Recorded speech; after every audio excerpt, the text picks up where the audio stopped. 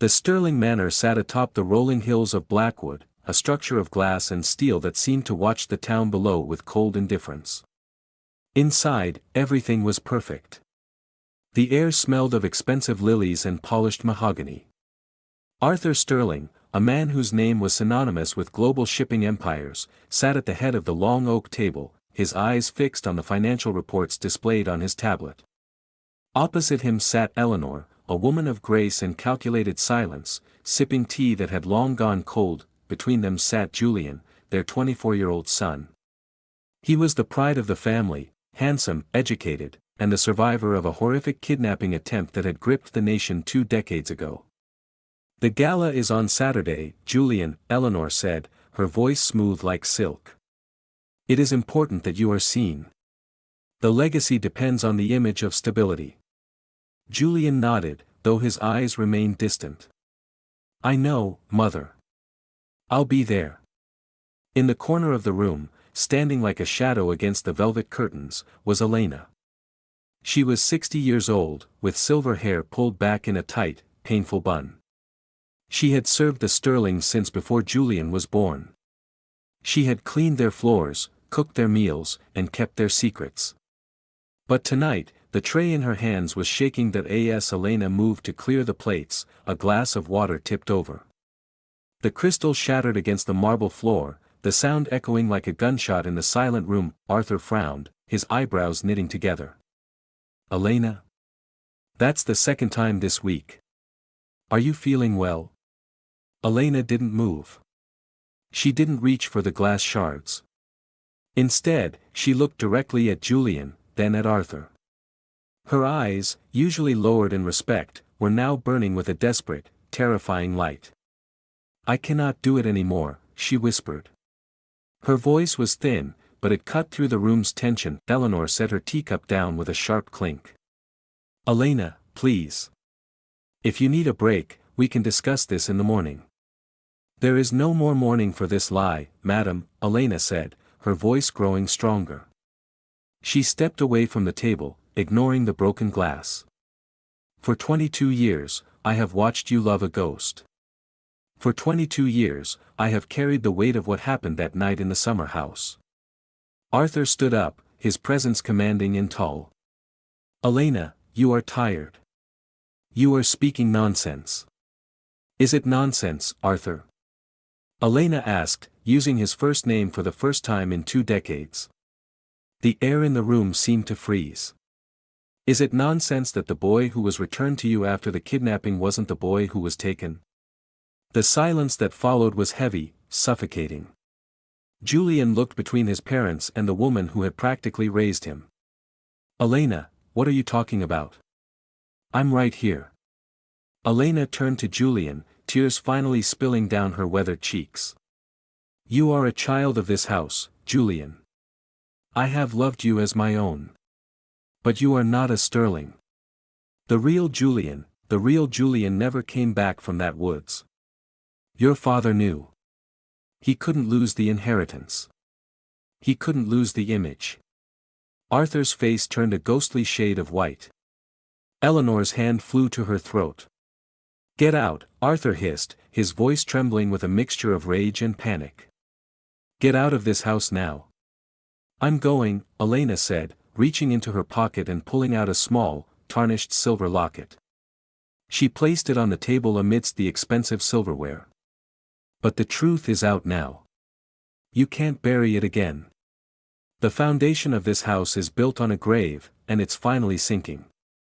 As Elena walked out of the dining room without looking back, the perfect life of the Sterling family began to crack, starting with the terrified look in the eyes of the son who suddenly didn't know who he was. The heavy oak doors clicked shut behind Elena, leaving a silence so profound it felt like the house itself had stopped breathing. Julian stood frozen, his hand still hovering over the table where the silver locket lay.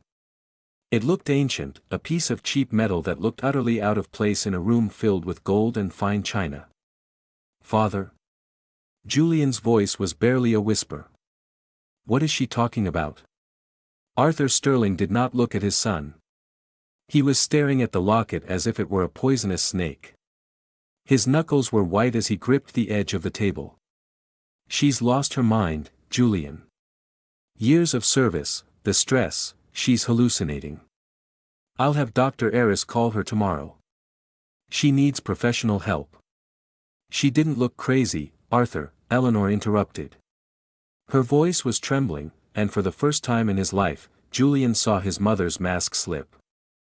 Her perfect makeup couldn't hide the sudden hollows under her eyes. She looked relieved. Enough. Arthur barked, the sound echoing off the high ceilings. We are not discussing the ramblings of a disgruntled employee. Julian, go to your room. We will handle the legalities of her termination in the morning. Julian didn't move. He reached out and picked up the locket. It was cold. He flipped the latch with his thumb. Inside was a tiny, faded photograph of a toddler, a boy with bright blue eyes and a small birthmark on his left cheek. Julian felt a chill run down his spine. He walked over to the mirror in the hallway and pulled back his collar. His skin was clear. No birthmark. I don't have this mark, Julian said, turning back to his parents. I've seen my baby photos. I don't remember having this. Laser surgery, Arthur said quickly, almost too quickly. You had a skin condition as a child. We had it removed. It was a cosmetic necessity. You're lying, Julian said. The realization hit him like a physical blow. He looked at his mother. Mother, look at me. Am I your son? Eleanor burst into tears and fled the room, her silk dress rustling like dead leaves against the floor. Her retreat was the only answer Julian needed. The midnight investigation. Arthur locked himself in his study, leaving Julian alone in the vast, echoing hallway. The house that had always felt like a palace now felt like a mausoleum. Julian knew he couldn't sleep. He needed to find Elena. He grabbed his coat and slipped out the back entrance, heading toward the servants' quarters at the edge of the estate. The night air was biting, a sharp contrast to the climate-controlled perfection of the manor. He found Elena sitting on her small porch, a single suitcase by her side. She didn't look surprised to see him. I knew you'd come, she said softly. Tell me everything, Julian demanded, sitting on the steps beside her. If I'm not Julian Sterling, who am I? And where is he? Elena took a deep breath, the moonlight catching the tears in her eyes. 22 years ago, there was a kidnapping. It was real. The ransom was paid, but the exchange went wrong. The kidnappers panicked. There was an accident, a fire in an old warehouse. She paused, her voice shaking. Arthur went to identify the body. But he found you instead. You were an orphan, the child of one of the warehouse workers who had also died in the fire. You were the same age, the same build. Arthur knew that if the world found out the Sterling heir was dead, the stock market would crash, and his father, your grandfather, would disinherit him for failing to protect the bloodline. Julian felt sick. So he just swapped us. He brought you home. He told Eleanor that the kidnappers had traumatized you so much that you had forgotten your past. He used his wealth to silence the doctors, to alter the records, and to fix your appearance. Eleanor suspected, but she wanted a son so badly that she chose to believe the lie. And you? Why did you stay? Julian asked, his voice cracking. Because I loved you, Elena said simply. And because Arthur threatened to ensure I'd never work again, or worse, if I spoke. But seeing you grow up into a man built on a foundation of ghosts, I couldn't carry it to my grave. The first revelation. As Julian walked back to the main house, his mind was a whirlwind of fire and shadows. He wasn't the heir to a fortune, he was a ghost occupying a dead boy's life. When he entered the manor, he saw the light on in his father's study. He didn't knock. He pushed the door open. Arthur was sitting at his desk, a glass of scotch in one hand and a shredder whirring beside him. He was feeding old, yellow documents into the machine. It's too late for that, Julian said. Arthur looked up, his eyes cold and hard. I built this world for you, whoever you are. You have the best education, the best clothes, the best future. Does it matter whose blood is in your veins? It matters to the boy who died. Julian shouted. And it matters to me. You stole my life, too. Who were my real parents? Did they have names? Arthur took a slow sip of his drink. Your parents were nobodies. They are gone. You are Julian Sterling because I say you are. And if you want to keep this life, the cars, the prestige, the power, you will walk upstairs, go to sleep, and forget everything that old woman said. Julian looked at the man he had called father for 20 years and realized he was looking at a stranger. A very dangerous stranger. I'm going to find out who I am, Arthur, Julian said firmly. And I'm going to find out exactly what happened in that warehouse. Arthur narrowed his eyes. Be careful, Julian. The truth has a way of destroying everyone who touches it. Including you. The following morning, the Sterling Manor was unnervingly quiet. The staff moved like ghosts, sensing the tectonic shift in the household's energy.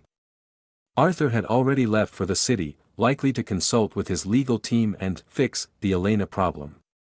Eleanor remained locked in her suite, the faint sound of classical music drifting from behind her door to mask her weeping. Julian sat in his room, staring at the small locket Elena had left behind.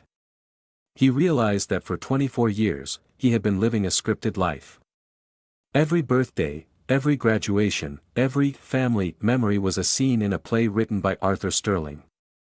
I need to find the warehouse, Julian whispered to himself. He knew that if he used the family's drivers or his own GPS-tracked car, Arthur would know his every move. Instead, he dressed in simple clothes, a hoodie and jeans, and slipped out through the service entrance. He took a bus toward the industrial district of Old Blackwood, a place his father had always described as the gutter. The Archive of Ashes. Julian arrived at the city's public records office. The building was a stark contrast to the glass towers of Sterling Global. It was cramped, smelled of old paper, and was staffed by people who didn't care about his last name. I'm looking for fire department records from 22 years ago, Julian told the clerk. Specifically, a warehouse fire in the North District. It happened around the same time as the Sterling kidnapping. The clerk groaned, pointing toward a row of dusty microfiche machines. If it's that old, it's back there. Good luck. Hours passed. Julian's eyes ached as he scrolled through grainy images of old newspapers and incident reports. Finally, he found it. Tragedy in North Blackwood, warehouse blaze claims 3 lives. The article detailed a fire at a textile storage facility. 2 victims were identified as Marcus and Sarah Miller, a young couple working as night security. The 3rd victim was listed as their 2-year-old son, Leo Miller. Julian's heart hammered against his ribs. Leo Miller. There was a photo of the couple. The man had Julian's jawline, the woman had his eyes. They weren't nobodies, as Arthur had claimed. They were people who had loved a son named Leo. Further down the report, a small note caught his eye. Initial reports of a second child on site were dismissed by lead investigators. Julian realized the depth of the horror. On the night of the kidnapping, the real Julian Sterling must have been taken to that same warehouse. When the fire broke out, the real Julian perished. Arthur, arriving at the scene before the chaos was settled, had found little Leo Miller, the only survivor, and saw an opportunity to trade a dead heir for a living one. The confrontation in the shadows. As Julian left the records office, a black sedan pulled up to the curb. The window rolled down to reveal Detective Miller, no relation, a bitter irony, a man Julian recognized as the head of his father's private security detail. Your father wants you home, Julian, the man said, his voice void of emotion. My name isn't Julian, he replied, standing his ground. In this city, your name is whatever Mr. Sterling says it is. Get in the car. Don't make this difficult. Julian realized he was being hunted within his own life. He didn't get into the car. Instead, he ducked into a crowded subway station, losing the security team in the rush of the afternoon commute. He had one more stop to make, Elena's sister's house, where Elena had mentioned she might go. the hidden evidence he found Elena in a small, cramped apartment in the suburbs. She looked older, more fragile than she had the night before. "You found the Millers, didn't you?" she asked, inviting him in. "Leo. My name was Leo Miller," Julian said, sitting at a small kitchen table. "But Elena, how did Arthur get away with it? How did the police not realize the sterling heir was dead?" Elena reached into a kitchen drawer and pulled out a thick envelope. "Arthur didn't just pay off doctors. He paid off the coroner. But I was there when he brought you home. You were covered in soot, crying for your mother.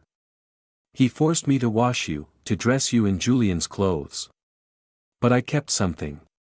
She opened the envelope. Inside were the original hospital intake forms from the night of the fire, documents that should have been destroyed. They showed 2 children admitted, one deceased, Julian Sterling, and one survivor, unidentified toddler. "The coroner kept these as insurance against your father," Elena explained.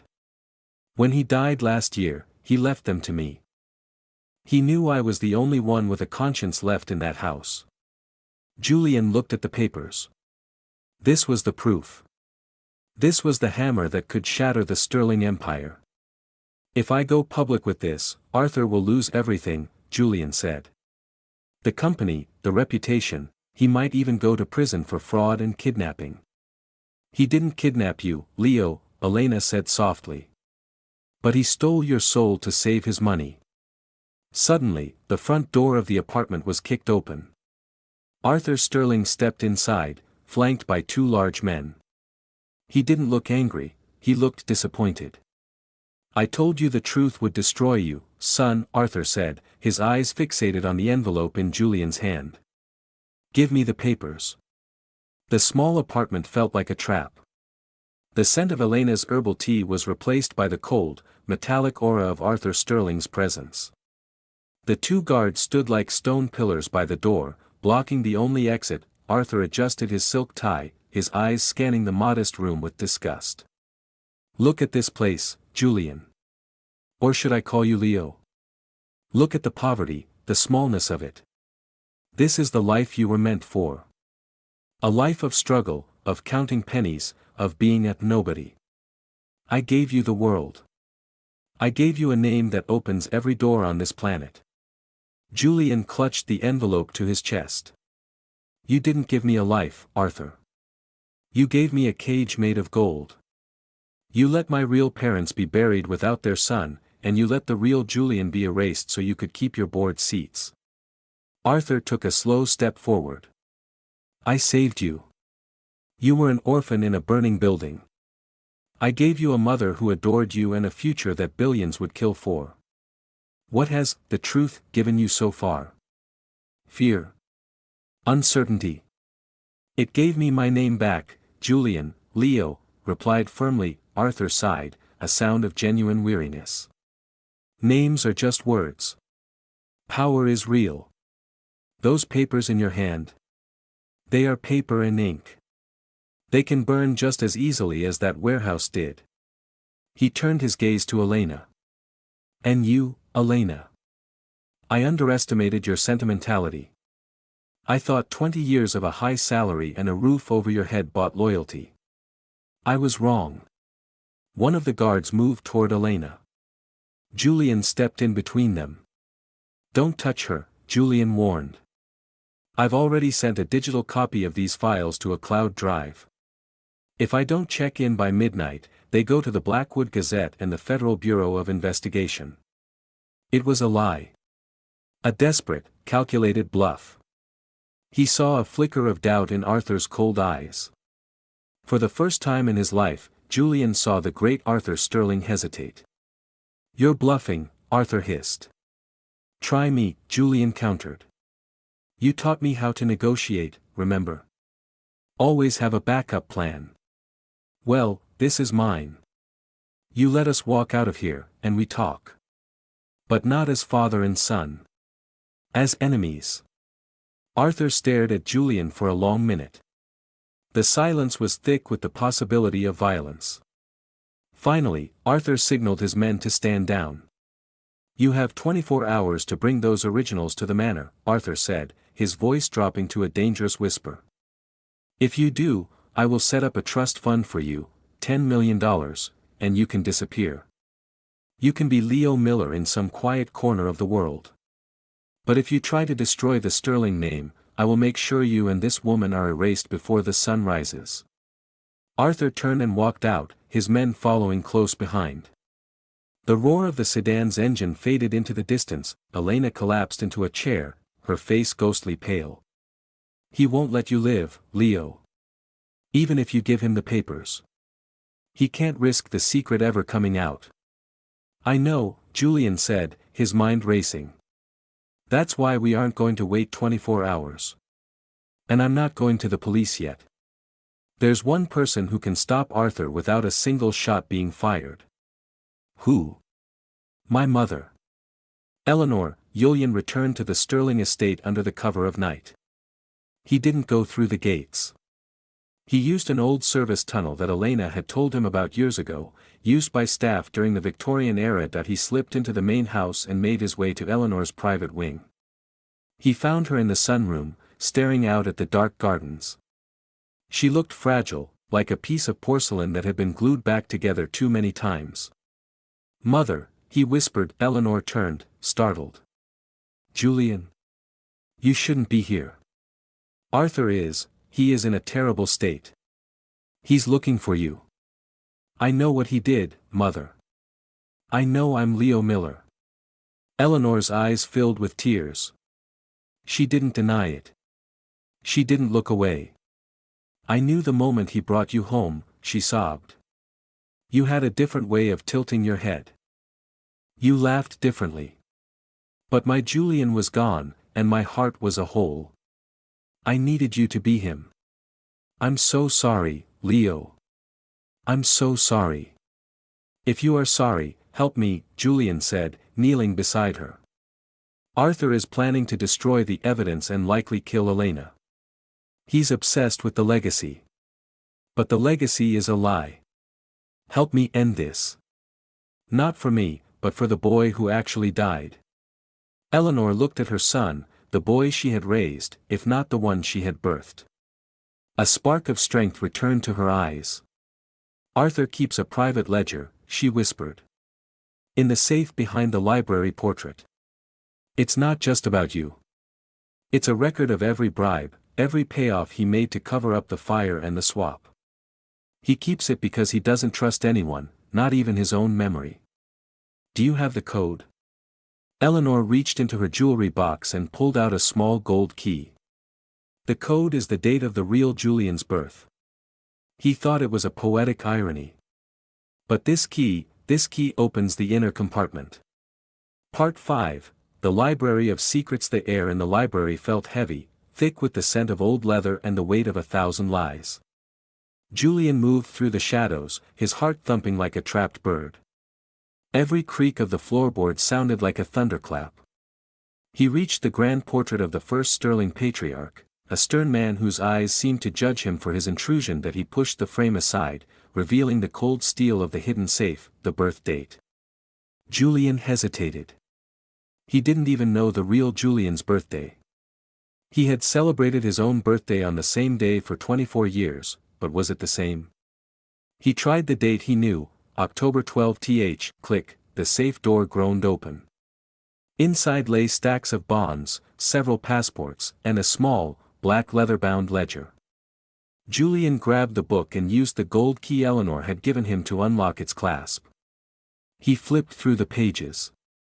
It was all there, dated entries of payments to the coroner, the lead detective, and even a former judge. The cost of a stolen life was meticulously recorded in blue ink. It's a beautiful collection of sins, isn't it? Julian spun around. Arthur was standing in the doorway, the light from the hallway casting a long, monstrous shadow across the room. He wasn't holding a weapon, but his presence was more suffocating than any gun. You should have taken the money, Leo, Arthur said, stepping into the room. You could have lived a life of luxury in Europe. Now, you've forced my hand. This isn't about money anymore, Arthur, Julian said, holding the ledger up. This is about the truth. You spent millions to hide a death, but you forgot that you can't buy a soul. Arthur laughed, a cold, dry sound. A soul. Look around you. This house, the hospital that bears our name, the thousands of employees who depend on Sterling Global, that is my soul. I did what was necessary to preserve it. If I had announced my son died in a botched kidnapping, the empire would have crumbled. I chose to build instead of mourn. You didn't build, Julian countered. You replaced. You treated a human being like a broken part in a machine. Arthur signaled to the hallway. The two guards appeared, moving toward Julian. Give me the book, Leo. This is the last time I'll ask nicely. If you don't, you won't leave this estate. We will tell the world you had a mental breakdown and ran away. Elena will disappear. It will be as if neither of you ever existed. The final betrayal. Just as the guards reached for Julian, a voice rang out from the darkness of the balcony. Stop. Eleanor stepped into the light. She was holding her phone, the screen glowing. Her face was tear-streaked but resolute. It's too late, Arthur, she said, her voice shaking but clear.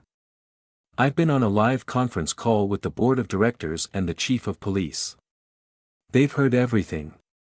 The speakers in this room were active. Arthur's face morphed from arrogance to pure, unadulterated terror. He looked at the ceiling, then at his wife. Eleanor, what have you done? You'll lose everything too. The status, the wealth. I lost everything 22 years ago when my son died and my husband turned into a stranger, she whispered. I'm just reclaiming my conscience. Outside, the faint sound of sirens began to wail, growing louder as they climbed the hills of Blackwood. The guards, realizing the game was over, slowly backed away from Julian, looking for their own escape point. 1 month later, the Sterling Manor was no longer a home, it was a crime scene, then an asset to be liquidated. Arthur Sterling's arrest had been the biggest scandal in the country's history. The trial was ongoing. But the ledger and Elena's testimony were an airtight cage. Julian, now legally reclaiming the name Leo Miller, stood at a small, quiet cemetery on the outskirts of the city. He wasn't at the Sterling family plot. He was standing before two modest headstones, Marcus and Sarah Miller. Beside them was a third, brand new marker, Julian Sterling, finally at rest. Elena stood next to him, wearing a simple coat. She looked younger now that the weight of the secret was gone. What will you do now, Leo? Leo looked at the horizon. He had refused the Sterling inheritance, opting instead for a small settlement from the liquidated assets to help Elena and start a modest life. I spent 24 years being someone else's dream. I think I'd like to find out who Leo Miller was supposed to be. Eleanor approached them, dressed in plain black. She had stepped down from everything, giving most of her personal wealth to a foundation for missing children. She looked at Leo, the boy she had raised. I don't expect you to call me mother anymore, she said softly. But I am grateful I got to know the man you became, despite the lies. Leo looked at her and, for the first time, felt a genuine connection that wasn't dictated by a script. You were the only part of that house that was real, he said. As the three of them walked away from the graves, the sun began to rise over Blackwood. The Sterling name was tarnished, the fortune was gone, and the glass house had shattered. But for Leo Miller, for the first time in his life, the air felt easy to breathe. The truth hadn't just changed their lives, it had set them free. The courtroom was a cathedral of tension. For weeks, the media had camped outside the Blackwood District Court, their cameras flashing like lightning every time a black car pulled up.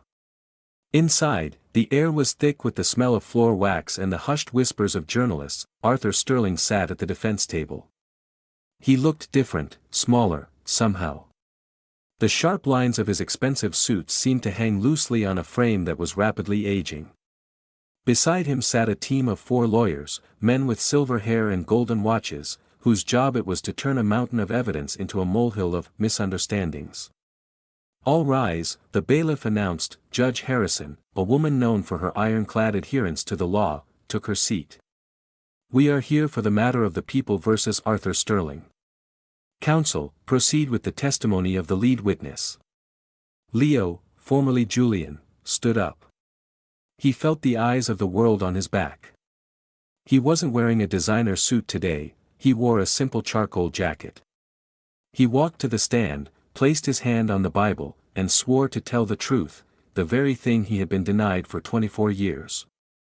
Mr. Miller, the prosecutor began, or should I say, Mr. Sterling. My name is Leo Miller, he replied, his voice echoing with a newfound strength. Tell the court about the night you found the ledger. Leo began to speak. He described the coldness of the library, the way Arthur had looked at him, not as a son, but as a failing investment. As he spoke, the courtroom was silent. He detailed the bribes, the systematic erasure of his biological parents' existence, and the chilling realization that his entire identity was a corporate asset. Across the room, Arthur's lead counsel, a man named Bennett, stood up for cross-examination. Mr. Miller, isn't it true that you enjoyed the finest things in life? You attended Ivy League schools, traveled the world on private jets, and never wanted for anything. Are we to believe that you were a victim of such luxury? A bird in a gold cage is still a prisoner, Mr. Bennett, Leo replied. The luxury wasn't a gift. It was the price of my silence, a silence I didn't even know I was keeping. You cannot buy a person's history and call it a favor. 22 years ago, the night was screaming. The North Blackwood Industrial District was a labyrinth of smoke and orange light. Sirens wailed in the distance, but they felt miles away from the heat of the burning textile warehouse. Arthur Sterling stood by his car, his chest heaving. He had just handed over $2 million in cash to a group of panicked kidnappers who had disappeared into the darkness. He had followed their directions to the warehouse to retrieve his son, Julian, but when he reached the loading dock, the building was already exhaling thick, black smoke. Julian! Arthur screamed, running toward the entrance that he found a small boy huddled under a metal desk near the security office. The boy was coughing, his face smeared with soot. Arthur grabbed him, holding him tight. But as he stepped back into the moonlight, he stopped. This boy had brown eyes. Julian's were blue. This boy had a small, crescent-shaped birthmark on his cheek. Julian did not. Arthur looked back at the inferno. He heard a secondary explosion, the sound of the roof collapsing. He knew, with a cold, terrifying certainty, that the real Julian was in the center of that fire. In that moment, Arthur didn't cry. He didn't collapse in grief. His mind, trained by decades of ruthless business maneuvers, calculated the variables. If he emerged with a dead son, the Sterling Global stock would plummet. His father, the patriarch who valued nothing but the bloodline, would strip him of his CEO title. He looked at the toddler in his arms. The boy was crying for Mama. Your mama isn't here, Arthur whispered, his voice trembling not with sadness, but with the birth of a monstrous plan. From now on, I am your father. And you are Julian Sterling. He took his silk handkerchief and wiped the soot from the boy's face. He saw a security badge on the floor, Marcus Miller, security. Arthur kicked the badge into the flames. He took the boy to a private clinic owned by a man who owed him millions. By dawn, the miracle of Julian Sterling's rescue was on every news channel in the country. The birthmark was removed by a laser a week later. The lie was sealed with skin and fire. While the trial raged on, Eleanor Sterling retreated to a small cottage by the sea, far from the prying eyes of the press. She had spent 2 decades living in a dream state, drugged by the comfort of wealth and the desperate need to believe her son had returned. She sat on the porch, watching the tide come in. She held a small, knitted blanket, the one that returned Julian had been wrapped in that night. It had always smelled faintly of smoke, no matter how many times Elena had washed it. She remembered the way Julian, Leo, had looked at her when he was 5 years old. Mommy, why do I remember a different house? A house with a red door. She had hugged him tight and told him it was just a nightmare from the bad men who took him. She had lied to a child to protect her own heart. Now, she spent her days writing letters to the families of other missing children. She used her remaining influence to reopen cold cases. It wasn't enough to fix what Arthur had done, but it was the only way she knew how to breathe again. One afternoon, a car pulled up the gravel driveway. Leo stepped out. They didn't hug. The distance between them was still a vast ocean of history. But he sat down in the chair next to her. "The jury is deliberating," Leo said. "And Arthur?" Eleanor asked. "He still thinks he's the hero of the story," Leo replied. "He told his lawyers that he saved me from a life of poverty. He truly believes that money justifies the theft of a soul." Eleanor looked at the man beside her. He had his father's jawline, Marcus Miller's jawline. "What will you do when it's over, Leo?" "I'm going to school," he said with a small smile. "Architecture. I want to build things that are meant to last. Things that aren't built on secrets." The day of the verdict arrived with a heavy, overcast sky that matched the somber mood of the city. The courtroom was packed to capacity, even the hallways were filled with people holding their breath. Leo sat in the front row, his hands folded. He felt a strange sense of detachment. Whatever the judge said today wouldn't give him back the 22 years he had lost, but it would finally close the book on the character named Julian Sterling. Arthur Sterling was led in by bailiffs. For the first time, he wasn't wearing his signature cufflinks. His wrists were bare, and his face was a mask of calculated indifference. He still refused to look at Leo. The foreperson of the jury, a middle-aged woman with tired eyes, stood up. "In the matter of the state versus Arthur Sterling," she began, her voice steady. "On the count of kidnapping by fraud, we find the defendant guilty." A collective gasp rippled through the room. "On the count of conspiracy to commit identity theft and falsification of public records, guilty. On the count of obstruction of justice and bribery, guilty." As the word "guilty" was repeated over and over, Arthur's shoulders finally slumped. The titan of industry, the man who thought he could buy the truth, was finally defeated by it. The judge sentenced him to 20 years in a maximum security facility, noting that his arrogance was only surpassed by his cruelty. As Arthur was led away in handcuffs, he stopped for a split second in front of Leo. He leaned in, his voice a cold hiss. "You'll realize one day, Leo. The world doesn't care about names. It only cares about who holds the pen. I held it for a long time." The months following the trial were a whirlwind of legal paperwork. Reclaiming an identity wasn't as simple as changing a name on a piece of paper. Leo had to go through a legal restoration of personhood. He had to prove he was Leo Miller, the son of Marcus and Sarah Miller. He visited the old neighborhood where the warehouse had once stood. It was now a vacant lot covered in wildflowers and cracked asphalt. He stood where the security office used to be. "I'm back," he whispered to the wind. That he began a small project. Using a portion of the settlement, which he kept only to fund this specific cause, he bought the vacant lot. He hired a small architectural firm, where he was currently interning, to design a community center. It wouldn't be a Sterling Center. There would be no gold plaques or marble statues.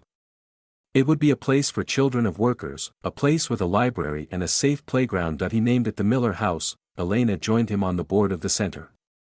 She had moved into a comfortable apartment in the city, her life finally free of the shadows of the Sterling manor. They often had dinner together on Friday nights, talking not about the past, but about the future. "You look like him, you know," Elena said one evening, handing him a photo she had tracked down from an old distant relative of the Millers. It was Marcus Miller, standing by a blue truck, smiling. Leo looked at the man in the photo. He saw the same stubborn set of the jaw, the same kind eyes. For the first time in his life, when he looked in the mirror, he didn't see a stranger. He saw his father. A year after the trial, a letter arrived for Leo. It was from the prison where Arthur Sterling was serving his sentence. Leo stared at the envelope for a long time before opening it. "To the man I called my son, the walls here are gray. There is no silk, no mahogany, no silence. I spent my life building a monument to a name, only to realize that a name is a heavy thing to carry alone. I do not ask for your forgiveness, I know you have none to give. But I want you to know that in the quiet of this cell, I sometimes remember the boy who used to sit in my lap and ask me to tell him stories about the stars. For a moment, in those years, I forgot the lie too. That was the only real thing I ever had. Leo read the letter twice. He didn't cry. He didn't feel anger. He simply walked to the fireplace in his small apartment and dropped the paper into the flames. He watched it turn to ash, just as the warehouse had turned his old life to ash. He picked up his sketchbook. He was working on the blueprints for the Miller house's library. He drew a large window that would face the east, so the morning sun would fill the room every single day. His phone buzzed. It was a text from Eleanor. The first scholarship in Julian's name has been awarded to a young girl from the district. She wants to be a doctor. I think he would have liked that. Leo smiled. The real Julian was no longer a secret to be hidden, he was a memory to be honored. And Leo Miller was no longer a ghost, he was a man with a pen, writing his own destiny. The Millionaire Ailen and Hayatini Dejistyran Itarafi, the confession that changed the Millionaire family's life, was no longer a headline. It was the foundation of a new, honest life. While the world saw the dramatic trial, no one truly understood the quiet torture of Elena's 20-year silence. To reach the truth, we must look back at the years between the fire and the confession. For 2 decades, Elena lived in a state of perpetual mourning. Every morning, she woke up at 5 a.m. to prepare breakfast for a family built on a foundation of ash. She would watch Julian eat his cereal, and her heart would break. She saw the way he smiled, so much like Marcus Miller, and she had to bite her tongue until it bled to keep from calling him Leo. Arthur Sterling was a master of psychological control. He didn't just threaten Elena, he made her a co-conspirator. If you speak, Arthur had told her in the dark hallway of the manor years ago, you aren't just destroying me. You are destroying that boy. You are taking him away from a life of safety and throwing him into a foster system that will swallow him whole. Do you want that for him, Elena? He had used her love for the boy as a weapon against her conscience. Elena spent her nights in her small room, writing letters to the real Julian, the one who had died. She kept a shoebox under her bed filled with these letters, thousands of pages of apologies. Dear Julian, she wrote in one, I saw your replacement graduate today. He is a good man. He has your name, but he has his own soul. I feel like a thief every time I look at him. I am stealing his truth to give him your money. May God forgive me, because I cannot forgive myself. This box of letters became a crucial piece of evidence during the sentencing phase of the trial. It proved that the deception wasn't just a moment of panic, it was a decades-long campaign of emotional labor and forced silence. When the prosecutor read these letters aloud, even the most cynical journalists in the room were moved to tears. Elena wasn't just a servant, she was the keeper of the family's ghost. The final chapter of this saga wasn't written in a courtroom, but on the grounds of the Blackwood estate. Following Arthur's conviction, the massive glass and steel mansion was seized. Because it had been maintained with funds derived from the initial insurance fraud and the subsequent manipulation of the Sterling inheritance, the state ordered its liquidation. Leo Miller stood at the gates one last time. He wasn't there to mourn the house. He was there to watch it change. Instead of selling the property to another billionaire, Leo and Eleanor worked together to execute a radical plan. They used the blood money of the Sterling legacy to fund the Blackwood restoration project. The high walls were the first to go. Leo watched as the heavy iron gates were torn down, replaced by open pathways and public gardens. The cold, sterile sunroom where Eleanor had spent years weeping was converted into a public conservatory. The library, the site of the final confrontation, became a public archive where the history of the city, including its darker industrial tragedies, was preserved so they would never be repeated. The most symbolic change occurred in the center of the estate. The private fountain, which had once displayed the Sterling family crest, was replaced by a simple, elegant memorial. It was a bronze sculpture of 2 hands reaching out from the shadows toward a flame. At the base, the names of all those lost in the warehouse fire, Marcus Miller, Sarah Miller, and Julian Sterling, were etched in stone, the final reflection as the sun set on the transformed estate. Leo sat on a bench in what used to be his father's private garden. He was no longer a millionaire heir. He was a student, a worker, and a son. He realized that the changing confession hadn't just ended a lie, it had started a legacy of truth. The Sterling name would always be associated with a scandal, but the Miller name would be associated with a rebirth. He took out his phone and looked at a photo Eleanor had sent him that morning. It was of a small tree she had planted at her seaside cottage. "It's growing," the message read. "Slowly, but it's real." Leo smiled, pocketed his phone, and walked out of the park. He didn't look back at the mansion. He didn't need to. He wasn't Julian Sterling anymore, and he didn't need a glass house to know who he was. He was Leo Miller, and for the first time in his life, he was going home, to a home he had built for himself.